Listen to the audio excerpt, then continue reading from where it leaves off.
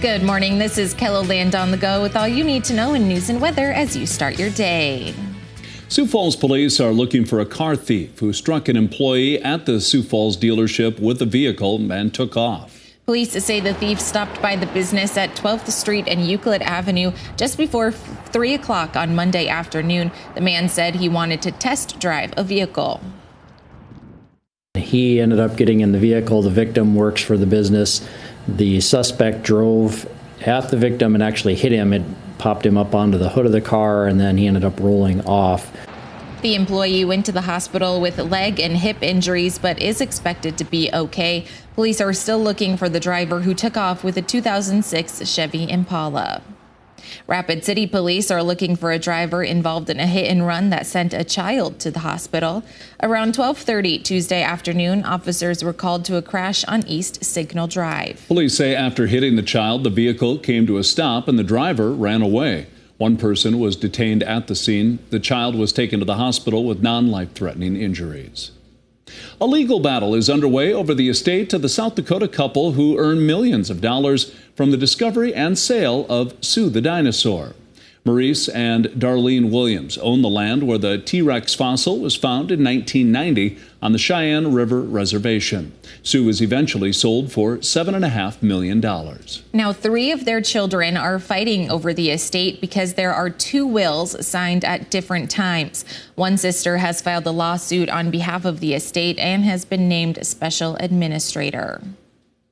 Now let's get a check of our weather with meteorologist Scott Monk. Going to be a warmer day today, Scott. That it is. You know, maybe the warmest day out of the week for many locations in eastern and southeastern KELOLAND. We'll probably get these numbers in the 40s to lower 50s today. That's well above average. 50 is the forecast high in Sioux Falls. 45 Aberdeen, 50 in Pierre, and 51 in Rapid City. Mostly sunny skies. We are looking at colder temperatures for tomorrow. Cold front will move through dry as we go through this evening and tonight. Temperatures closer to average for tomorrow, and I think that will last through this coming weekend with temperatures in the 30s and 40s. If we do make it to the 40s, that is above average. Brian will have more details on your forecast coming up. Thank you, Scott. If you're in the giving spirit this holiday season, McCrossin Boys Ranch has its Tree of Hope on display at locations throughout Sioux Falls. You can select a tag off the tree, go buy the item, and return the unwrapped present to the location you got the tag. The gifts will end up at McCrossin Boys Ranch just in time for Christmas. And 18-year-old Carlos says the presents remind the kids that they're not alone. Last year I didn't get to go back home, but it's nice because even at the ranch you're able to spend time with all your friends and stuff. And then when we get the gifts, it always gives people like the extra little bit of happiness, the extra little bit of hope, and keeps everyone kind of together. The Tree of Hope is available in Sioux Falls at Hy-Vee on Minnesota Avenue, Shields, and Chick-fil-A. And there's even a tree for the horses at Runnings on East 10th Street. McCrossin Boys Ranch is asking that all gifts be returned by December 23rd.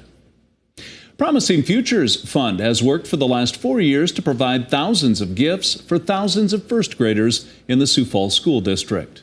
The gifts are thanks to a $10,000 donation. This year, they plan to match the donation to include even more kids. The Promising Futures Fund works with businesses like Child's Play Toys in downtown Sioux Falls to buy gifts at a discounted price.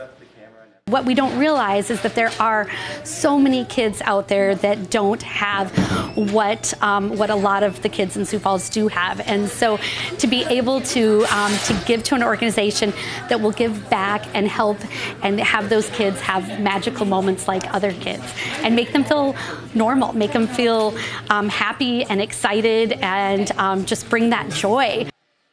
Promising Futures Fund will drop these gifts off at the schools within the next week.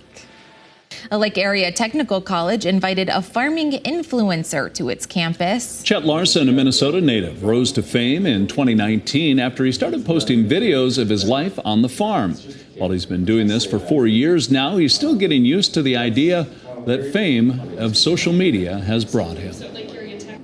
I got to talk to some of the kids afterwards. They're pretty excited that I was here, and it's nerve-wracking to me because all I ever see is a camera and a number on a screen saying people watched it, but I don't ever get to see it.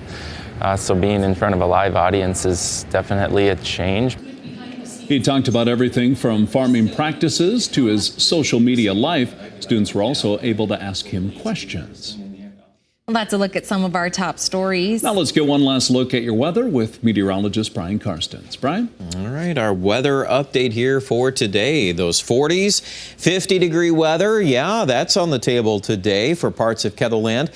Overall, for this time of year, pretty mild. A cold front, though, is working its way through. You'll see that shift in the wind here to the northwest behind this feature here as we close out the afternoon into the evening. This frontal system is going to come through dry. We really don't have any setup here for any rain or snow chances. And then tomorrow morning, we'll work our way into the 20s. We'll come back out of that into the 30s tomorrow. So most of the numbers are reduced just a little bit. And then it looks like we'll carry that trend into Friday. In fact, Friday morning could be a little colder here. I could see quite a few spots in the teens in eastern Ketherland. But for this time of year, yeah, that's certainly nothing out of the ordinary, and I would expect 30s on Friday for the vast majority. Well, what's next? Well, you can see this little pullback in the temperature trend map by Friday. A mixed bag of some blues and yellows there. So we're closer to normal, which is in the upper 30s. But what I want to point out is the pattern next week. Beyond Monday into, say, Tuesday or Wednesday or Thursday, you pick a day next week. There's some awfully mild weather coming in here. That'll be a really interesting pattern to watch to see what our potential is. We're dry. We got dry ground. Really, all we got to do is add a little wind to the forecast, and we could push 50s easily. And then you start looking at the record books for this time of the year, and you begin to ponder the potential here. We'll see if any days next week threaten records. I think there's a shot of that. Certainly the pattern looks conducive for those types of things. So you notice we're not talking winter, are we? Nope. We're going to take the first week of December, pretty much clear most of that out. Here's a look at your 7-day forecast as we wrap things up. The only chance of a little snow enters the picture on Monday, and that's only associated with the transition back to some milder weather. We're still kind of in a northwest flow pattern.